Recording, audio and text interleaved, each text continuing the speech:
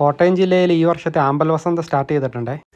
കഴിഞ്ഞ വർഷം കാണാൻ പ്ലാനിട്ടിട്ട് നടക്കാത്തവർക്കും ഇതുവരെയും കാണാത്തവർക്കും ഇതൊരു സുവർണ്ണ അവസരം കേട്ടോ.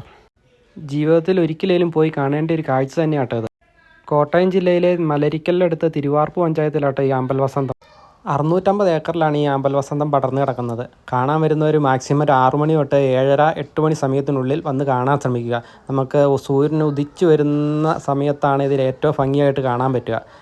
ഒരു 8 മണി സമയമൊക്കെ കഴിഞ്ഞാൽ ഇത് പതിയെ വാടി തുടങ്ങിയാൽ പിന്നെ നമുക്ക് അതിൻ്റെ ഒരു ഭംഗി കിട്ടുകയില്ല.